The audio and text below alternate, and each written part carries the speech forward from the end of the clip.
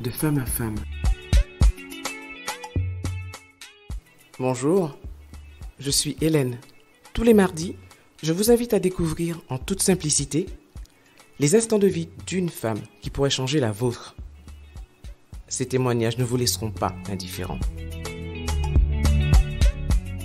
Bonjour à vous, nouvelle semaine avec votre podcast de femme à femme. Aujourd'hui, petit temps pluvieux, petit temps heureux.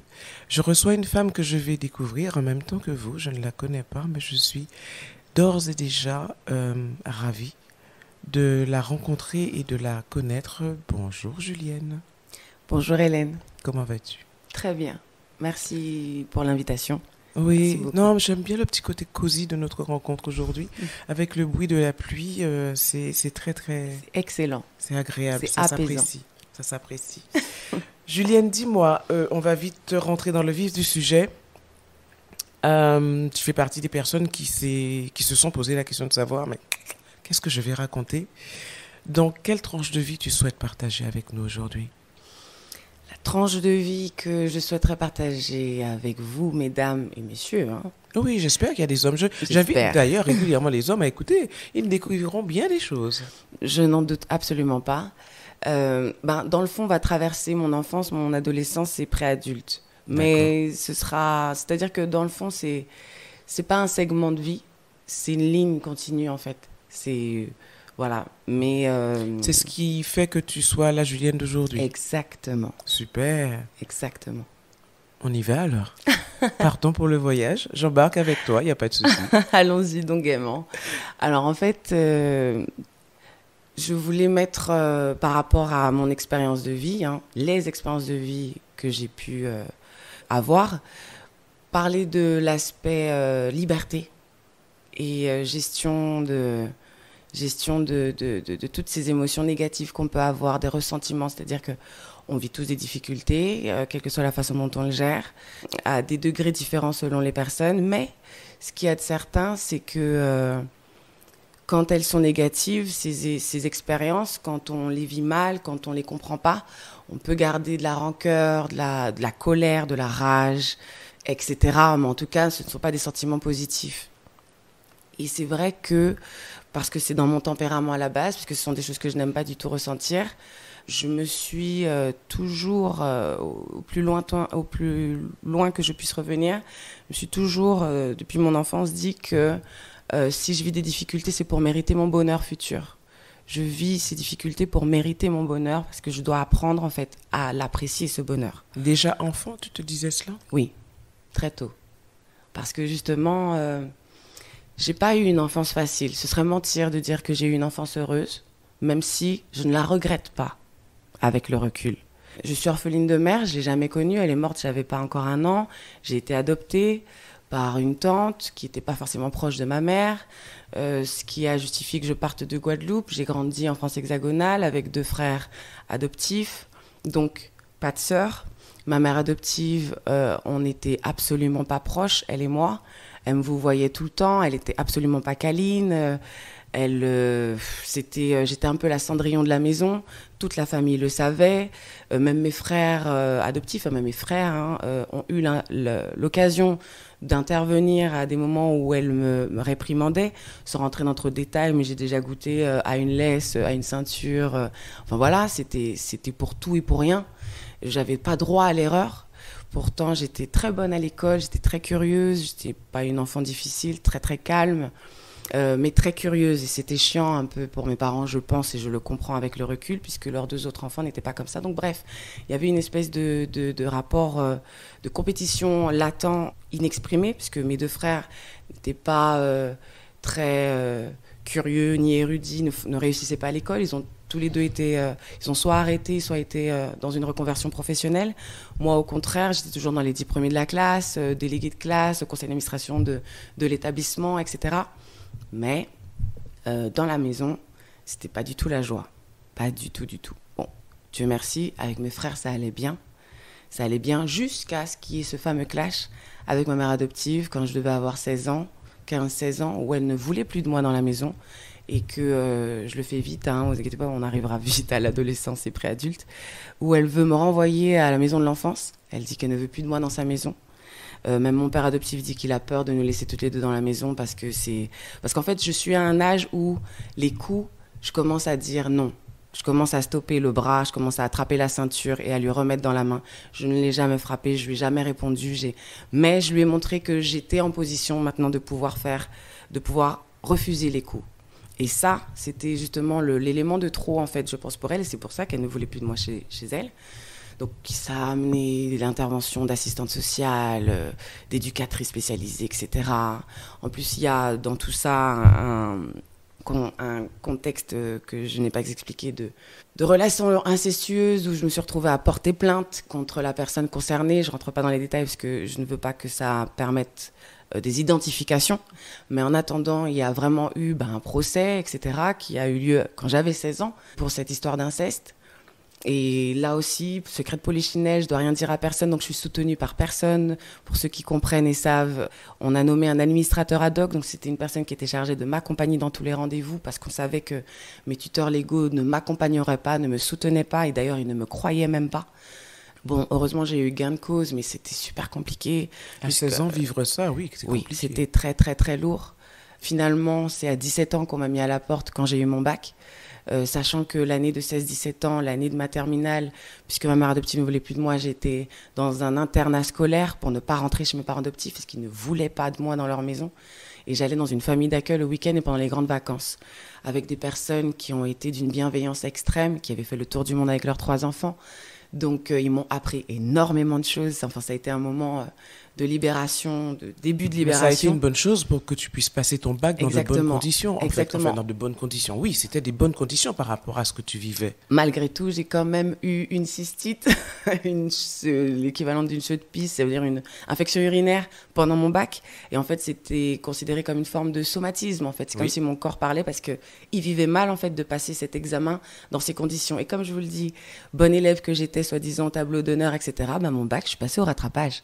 J'ai eu à aller au rattrapage. Et d'ailleurs, j'avais eu tellement d'orgueil à l'époque, parce que je le vivais super mal.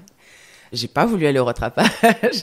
Ce sont tous mes amis à l'époque qui m'ont dit « Non, Julienne, fais pas ça, tu sais que tu vas l'avoir rapidement. C'est pas grand-chose que tu as à rattraper. » Et du coup, je suis allée au rattrapage. Mais ça a été déjà un énorme coup pour moi au niveau de mon estime, parce que je savais que je pouvais avoir mon bac facilement. Mes profs pariaient sur la mention que j'aurais eu au bac et j'apprends que je vais au rattrapage. C'est pour vous dire à quel point ces difficultés avaient un impact sur moi, même si je faisais tout pour ne pas le montrer ou je faisais tout pour donner l'impression que je le gérais, même si les gens avaient conscience que j'avais des problèmes. Mais moi, ça va, tout va bien, je suis peace and love. Au lycée, j'étais un peu la philosophe, la personne calme, qui a toujours un mot positif à dire, une petite blague, qui reste dans son coin, qui parle à tout le monde. Tu es une vraie calme, en fait. Oui. Non, parce qu'il y a des faux calmes. Bon, je suis une fausse calme. Hein. Alors non, je suis pas une fausse calme. Non, au contraire. Moi, j'aurais même tendance à dire que je suis une hyperactive. Je peux faire 10 000 choses dans une journée. J'ai de l'énergie à revendre. C'est pas le souci. Je prends tout de manière positive. Faut vraiment me pousser pour m'énerver. Mais par contre, c'est vrai que ma colère, même moi, j'en ai peur. Elle est extrême. En général, les gens calmes, il ne faut pas les mettre en colère. C'est ça. J'aime tellement être bien, partager des bons moments que les moments de colère sont délicats. Et justement, tu permets une transition vers la suite. C'est que je pense avoir traumatisé des gens avec ma colère. Vers mes 19, 20, 21, justement, là, je deviens autonome. Tu extériorisais peut-être tout ce que tu avais justement gardé au fond de toi pendant toutes ces années. Tout à fait. Donc il ne fallait pas grand-chose pour que tu exploses. Exactement. D'ailleurs, il fallait peut-être rien. Il fallait juste que j'ai l'impression que pour que je sois déclenchée. À 19, 20, 21, assurément, je sais que j'étais comme ça. Et Dieu merci, ça a changé. Parce que j'ai tout fait pour. Sur le moment, je ne me rendais pas compte parce que j'étais dans une souffrance énorme. D'ailleurs, à cette époque-là, j'avais 10-15 kilos en plus qu'aujourd'hui. 10-15 kilos en plus que les années d'avant. C'était une période où j'étais ronde. Ceux qui m'ont connue à cette époque-là n'ont pas compris que j'ai pu perdre du poids après, mais c'était mon poids de forme à la base, de faire le poids que je fais aujourd'hui. J'ai gonflé parce que c'était un peu ma protection, je pense. Je pense que j'étais un peu bouffie parce que je vivais. Parce que tu gardais tout. C'est ça. Du coup, on me faisait un compliment, j'injuriais à la personne. Oh, vas-y. Enfin, je peux même pas le dire parce que voilà, mais je disais à la personne de la fermer, de me laisser tranquille. J'étais un peu fermée. J'étais un peu hostile aux réactions hostiles. Moi, je réagissais de façon agressive aux gens hostiles, face aux gens hostiles. Je me rappelle que j'ai essayé un BTS, j'ai essayé de suivre un BTS en alternance et que j'aurais pu être déléguée. J'ai eu une conférence à faire et tout, avec des projets et tout. Enfin, tout le monde avait encore une fois parié sur moi comme déléguée de ce centre de formation. Et il y avait, je me rappellerai toujours, 2 jeunes femmes en face qui vont faire une réflexion entre elles et rire par rapport à quelque chose que je dis. Et je les ai prises à partie directement en leur disant « Qu'est-ce qu'il y a, toi ?» etc. Et en fait, ça a tout brisé. Parce que je me suis énervée sur elle. Et j'en ai eu conscience après. Mais sur le moment, c'était plus fort que moi. J'ai ressenti une forme d'agression et je me suis énervée sur elle. Quand tu es partie de chez ta tante, pardonne-moi, oui. Que tu as eu ton bac, que tu as fait ton BTS, tu étais dans la famille d'accueil qui t'avait... Non, justement, c'est encore une autre difficulté. En gros, quand j'ai eu mon bac, il y a eu une énième fois où j'ai refusé que ma mère adoptive me frappe. Mais cette fois-ci, je l'ai repoussée. Mais je l'ai repoussée violemment et c'est pour ça qu'elle m'a mise à la porte. Parce que c'est comme si je l'avais frappée pour elle. Ça a dû se faire en 5-5, comme on dit. Hein. En 15 minutes, j'étais dehors. Hein. Et donc, pas de valise. Hein. C'était à l'époque, les sacs pour faire les courses. Ouais. Quand on m'a mis mes affaires. Et on m'a envoyé à l'époque chez mon vrai père, mon géniteur, que je connaissais comme ça, mais que je n'avais pas fréquenté. Je connaissais son nom. Même là, si je vous dis dans quelles conditions, mais bon, bref, ça vaudrait une autre histoire, ce truc. Et on m'envoie chez lui. Il n'est pas prévenu, je ne suis pas prévenue. Et là, d'ailleurs, ce jour-là, mon père adoptif, c'est lui qui m'y emmène. Et il va me présenter comme étant quelqu'un avec des grosses pathologies psychologiques. Faut me gérer, faut faire attention à moi. Je suis une menteuse, je suis voilà, faut pas me faire confiance, etc. Et je suis choquée. Je suis choquée. Quand ça arrive, je suis choquée. Je viens de passer 1 année sans eux. Aucun contact, aucune attention. Juste avant ça encore, le procès, aucun soutien, aucun contact. Là, vous me mettez à la porte. Ok, c'était pas prévu, mais on va gérer. Et la seule et unique façon de me présenter aux personnes qui vont devoir m'accompagner, c'est de dire qu'en fait, je suis même pas une personne à accompagner. Ça a été un coup de poing, un coup de poing. Surtout que je pensais que le coup de couteau. Ouais, c'est ça, dans le dos, ouais. Mais en face. Ouais. Et d'ailleurs, je me suis fait aussi rouer de coups par mon grand frère adoptif parce que pour lui, j'ai frappé sa maman. Il n'était pas là le jour du clash, donc il est venu me chercher chez mon père. Tout ça s'est fait dans les 48 heures où je suis arrivée chez lui. Donc, c'est pour vous dire que ça s'est fait dans une énorme violence psychologique, physique. Comment a réagi ton père? Puisque rien. Rien. Il a regardé. Rien. Il a regardé. Mais il a accepté de te recevoir? Oui. Parce qu'en fait, là encore, pas de nom, on rentrera pas dans les détails, mais c'est un homme, c'est un personnage public. Il y avait du monde chez lui le jour où ça arrivait. Pour les 2 événements, que ce soit avec mon père, que ce soit avec mon frère adoptif, il y avait du monde. Donc, d'ailleurs, c'est quelqu'un dans la rue qui a arrêté mon grand frère. C'est pas mon père, en disant « mais comment vous frappez une femme dans la rue et tout ?» Donc, le soutien de la famille, je connais pas. Ça, je le dis clairement. Je ne connais pas. J'ai pas eu ça.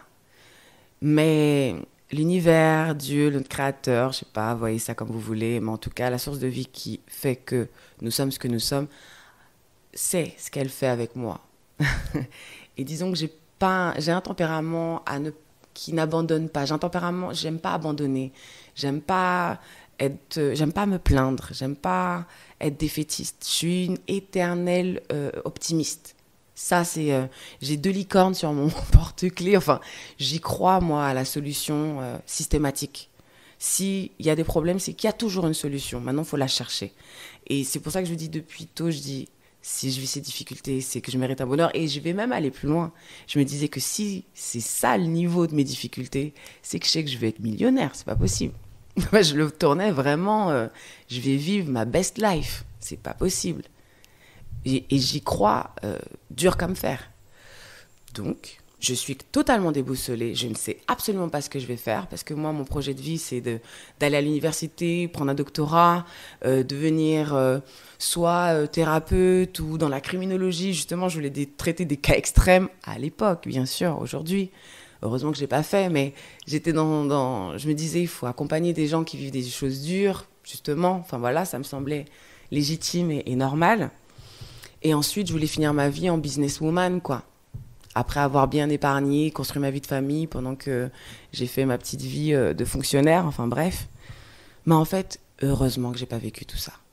Parce que grâce à ces difficultés, en fait, grâce à toute cette espèce de boue dans laquelle j'ai grandi et appris à devenir adulte, parce que concrètement, vous comprendrez que on m'a pas appris à devenir une femme, on m'a pas appris à devenir autonome.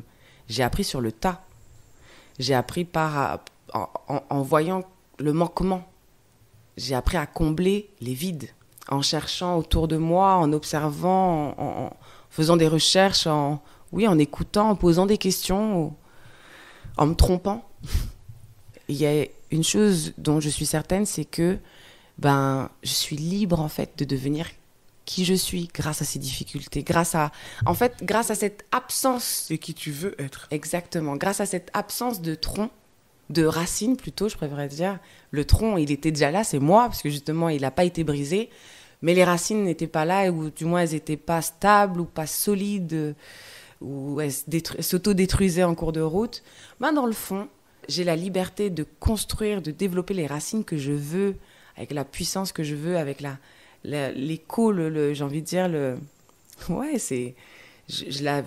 Ouais, c'est ça, je deviens la Julienne que je veux parce que j'ai personne derrière moi qui va me dire non, c'est pas comme ça, la famille c'est comme ça, dans la famille on fait ça, moi je veux que tu deviennes ci, je t'ai donné de l'argent donc tu dois, c'est moi qui ai payé tes études, donc toutes ces choses qu'on peut entendre de la famille, des parents, etc., où je veux être fière de toi, ne déçois pas maman, et papa, etc., non, j'ai pas ça. Moi, il y a tellement personne, il y a tellement rien. Tu t'es construite toute seule. Voilà. Et encore une fois, par la grâce, j'ai eu... Parce que ma mère adoptive m'a quand même donné de bonnes bases éducatives. Même si elle était émotionnellement, affectivement, totalement absente. Mais dans le fond, elle m'a appris à avoir une hygiène de vie. Elle m'a appris à aimer travailler, à avoir une force de travail, à faire les choses par la sueur de mon front. Aujourd'hui, je suis une passionnée dans mon travail. Si je fais les choses, c'est parce que j'en ai envie, c'est parce que ça me plaît, c'est parce que ça me parle. Je me force pas à faire des choses. J'ai déjà refusé des opportunités certaines parce que ça me parlait pas, parce que je n'y voyais pas d'humanité et que c'était important pour moi. Elle m'a appris à me respecter en tant que femme, à respecter mon corps, à avoir une certaine pudeur, quoique je suis sûre de ne pas être pudique, mais je ne l'expose pas n'importe comment, avec n'importe qui. Vous voyez, ça, elle a su me donner ça. Et je lui dis merci. Je lui dis merci sincèrement. Tout comme mon père adoptif, lui, c'était culturellement très ouvert, c'était quelqu'un de très accessible, de très généreux avec les gens, qui aimait faire la blague, etc. Et je sais que j'en ai retiré le meilleur. Maintenant, les aspects négatifs que j'aurais pu voir, ça n'a aucun intérêt que j'en parle. Mais c'est sûr que j'ai appris à me forger. Et c'est sûr que, dans le fond, j'ai une autre aussi... mes parents m'ont donné un héritage. Ma vraie mère que je n'ai pas connue. Je lui ressemble, malgré moi.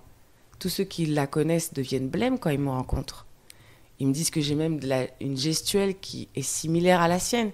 Même moi, je bug. C'est génétique. Exactement. Je ne l'ai pas connue, et pourtant, je lui ressemble. Apparemment, je souris comme elle, je rigole comme elle, je marche comme elle. Enfin, je me tiens comme elle. Tu n'as jamais eu de photos de ta mère ? Oui, tardivement. Ma mère adoptive les a gardées et me les a données, je devais avoir 29-30 ans. Tu l'as revue, ta mère adoptive ? Oui. Alors en fait, vers 25-26 ans, il y a eu des événements qui ont fait qu'on s'est recroisés et elle faisait comme si de rien n'était, comme si c'était jamais rien passé. Ça, non. Au bout de la deuxième fois, je lui ai dit, écoute, je suis ravie de voir qu'on puisse discuter, mais j'aimerais qu'on se parle réellement. Parce que ce qui s'est passé, je ne peux pas faire comme si ça n'a pas eu lieu. Il faut qu'on parle, toi et moi. parce que c'est nécessaire. Elle me dit ok. Ce jour-là, ça a été encore une fois une claque parce que, pour résumer, elle se rappelle pas, elle sait pas.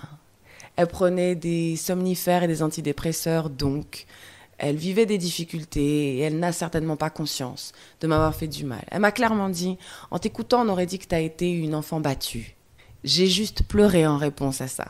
J'ai même pas eu la force de m'énerver, j'ai pleuré. Parce que j'ai fondu en larmes, en fait, à cette discussion. J'ai même pas pu finir la discussion. Parce que je me suis dit, mais en fait, ça sert à rien. Je pourrais même pas, grâce à elle, guérir cette histoire. Il va falloir vraiment que je m'en sorte toute seule. C'était un déni, mais toutes les personnes avec qui je suis proche dans la famille, ce sont des cousins et cousines en général, hein, et peut-être un oncle ou deux par là, hein, clairement. Ils sont choqués par cette réponse eux aussi. Ils sont outrés. Parce qu'il y a eu des témoins. Enfin, Bien sûr qu'il y a eu des témoins. Ça a duré suffisamment de temps pour que tout le monde se rende compte de la détresse dans laquelle tu étais. Tout à fait. Est-ce que tu leur as pardonné? Franchement, j'ai envie de dire oui. C'est important pour toi? Oui, exactement. J'ai pas envie d'avoir un cancer ni une tumeur au cerveau. Et j'ai envie de pouvoir être capable de donner de l'amour à mon mari ou à mon enfant, qui n'existe pas encore aujourd'hui. J'ai peut-être encore du travail.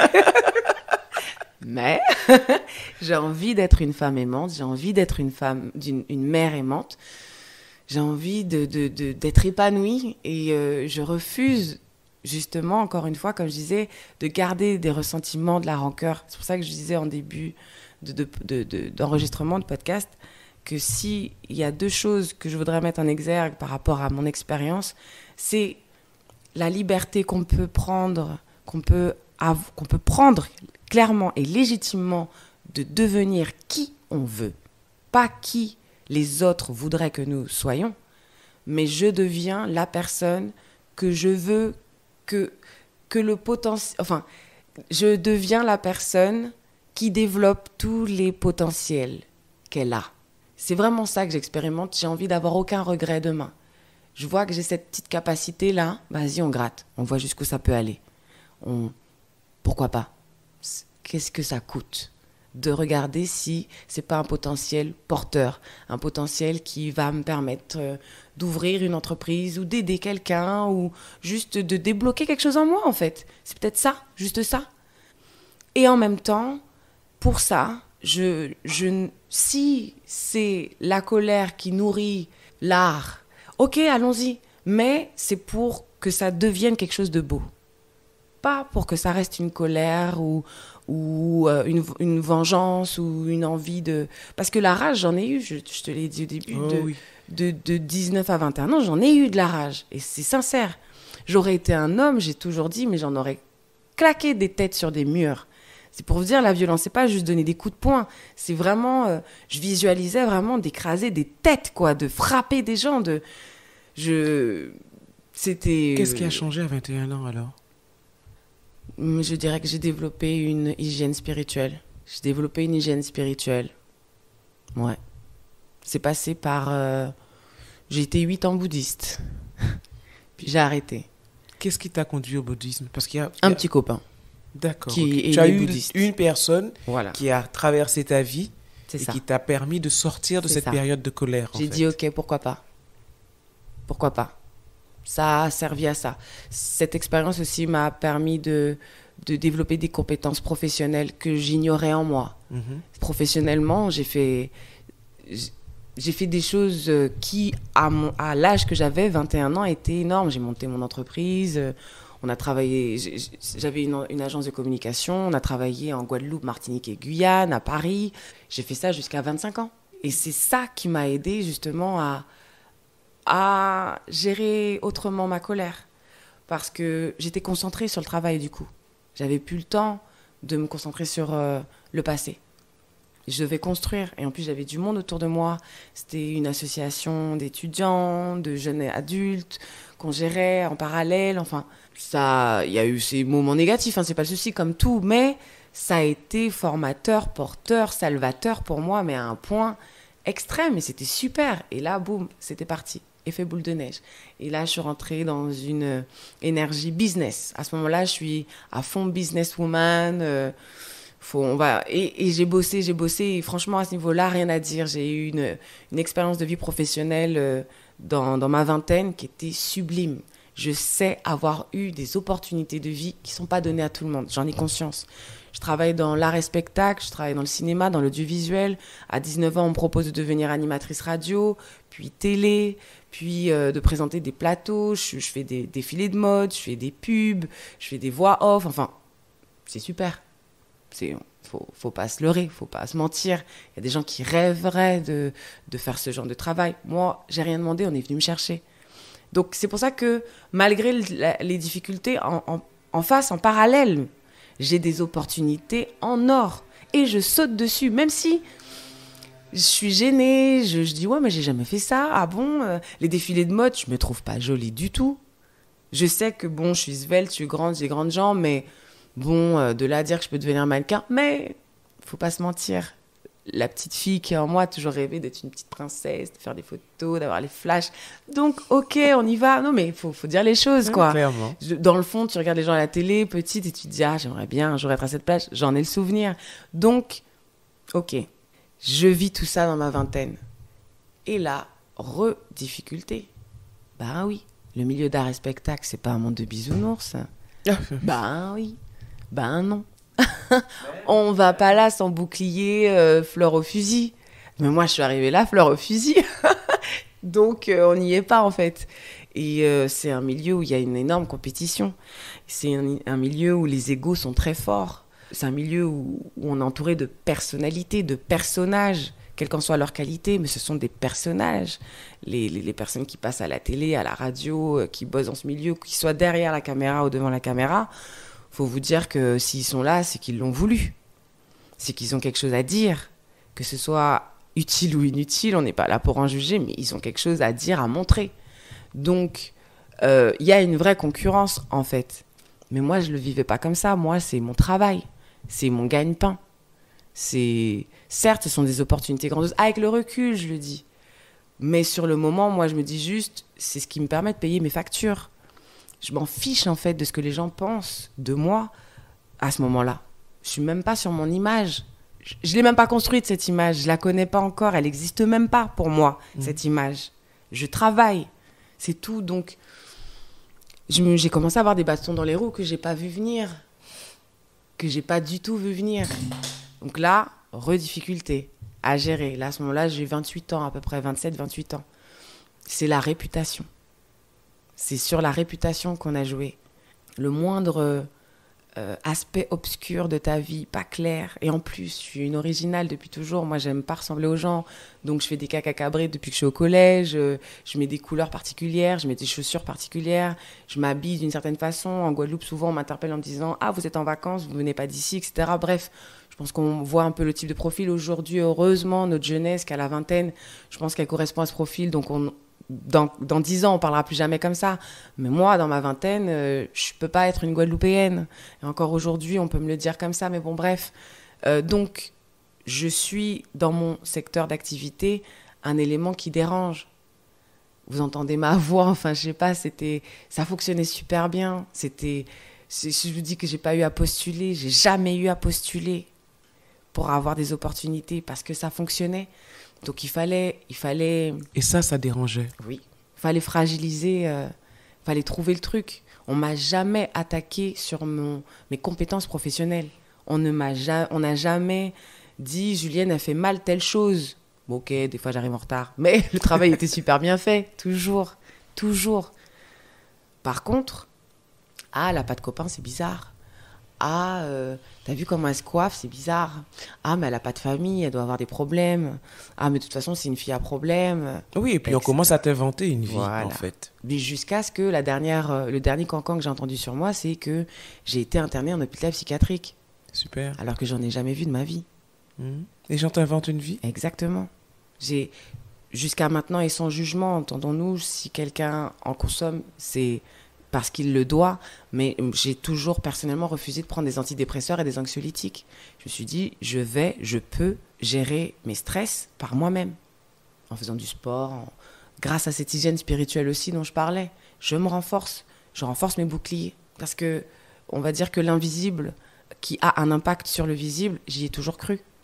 Donc, je sollicite autant que possible cet invisible à me renforcer, m'accompagner, me montrer ce qui doit être boosté pour que je fasse front, quoi qu'il arrive. Parce que de toute façon, je n'ai pas le choix. Il n'y a personne qui va venir me ramasser. Je le sais. Donc, je dois gérer. Puisque ça a toujours été comme ça. Exactement. C'est exactement ça. Comment est la Julienne d'aujourd'hui? J'aime ma vie, j'adore ma vie. Je kiffe ce que je vis. Je suis heureuse. Je suis heureuse, franchement, d'être là où je suis, comme je le suis. Je suis heureuse de finalement avoir les problèmes que j'ai. Je vais le dire comme ça aussi. Parce que dans le fond, je pense que mes problèmes sont bien gérables. Donc ça va. Je suis heureuse de ne pas avoir fait certains choix plus tôt. Même si j'adorerais être l'épouse d'un homme qui m'aime et d'être la maman d'enfants qui me feront vivre, qui me feront voir des vertes et des pas mûres. Mais c'est pas grave, parce que je leur donnerai tout l'amour du monde. Même si j'en rêve, je suis heureuse de ne pas y être encore. Et que Aussi. tu es dans tous les cas de figure persuadée que ça arrivera. Oui. Si ça doit arriver et quand ça doit arriver. Oui. Parce que, pourquoi je dis ça? Parce que ce serait arrivé plus tôt. Je ne sais pas si j'aurais été aussi épanouie que je le suis aujourd'hui. Je ne sais pas si, dans le fond, j'aurais eu plus tôt les armes émotionnelles, affectives et spirituelles nécessaires pour pouvoir gérer un mari et une famille. Parce que dans le fond, moi je fais souvent le parallèle entre la famille et l'entreprise. Pour moi, c'est la même chose. Une famille, c'est un business. Tu veux que ça ait de la plus-value, que ça rapporte, que ça soit stable. Il ne faut pas de crise dans la famille, il ne faut pas de crise dans le business. Il faut savoir déléguer, il faut savoir gérer, il faut avoir une humanité, il faut avoir de l'amour. Mais des fois, il faut savoir être strict parce qu'on a un objectif à atteindre. Ça peut paraître bizarre, mais c'est comme ça que je le vois. C'est un peu un parallèle. Bien sûr, avec beaucoup plus d'amour et d'affection, on est d'accord. Mais une famille, c'est un business. Puisque quand on gère le budget, c'est un business.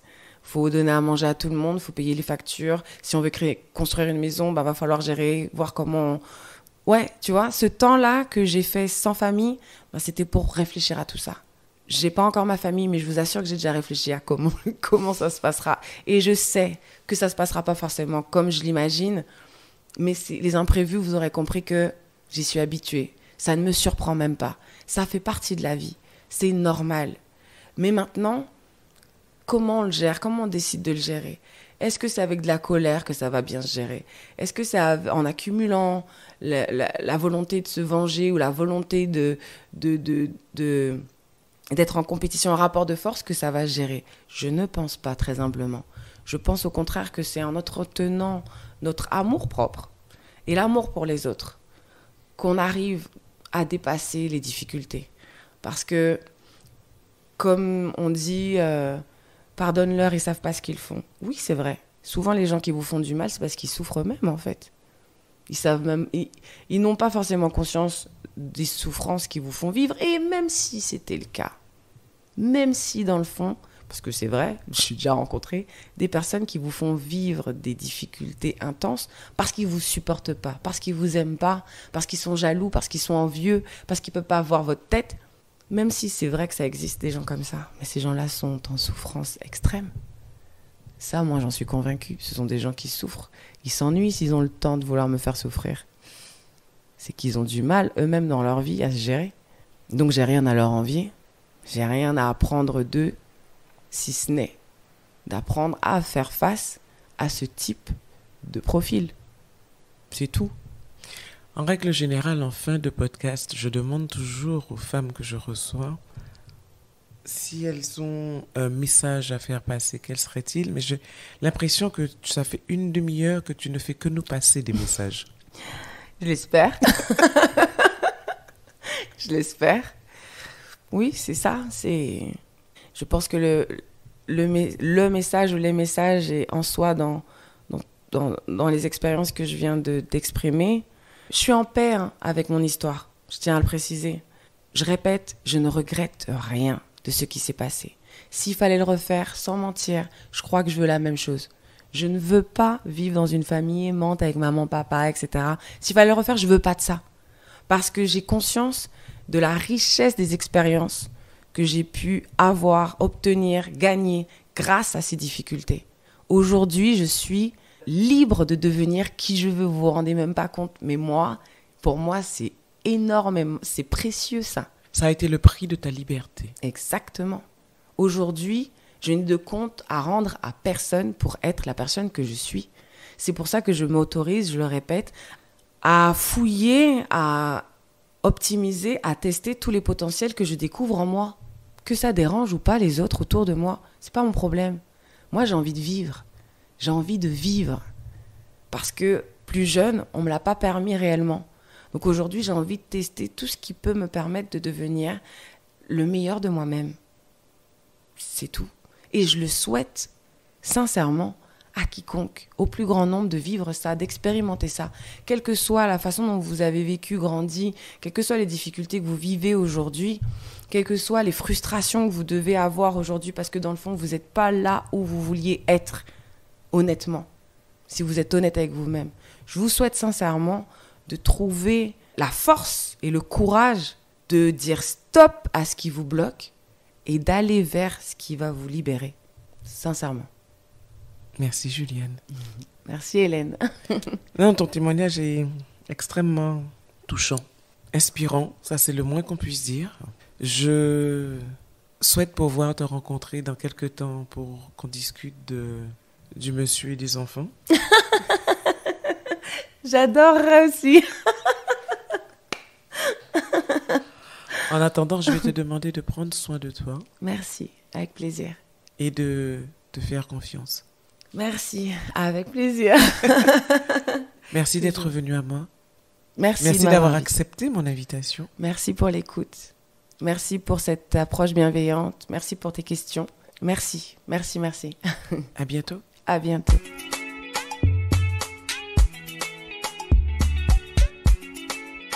Merci d'avoir été avec nous pour cette tranche de vie. Si vous avez apprécié, pensez à vous abonner à ma chaîne YouTube Femme & Co pour ne manquer aucun épisode. Ils sont également disponibles sur Apple Podcasts, Deezer, Spotify, entre autres. Alors likez, donnez un maximum d'étoiles, laissez vos commentaires et surtout partagez. À la semaine prochaine. En attendant, prenez soin de vous.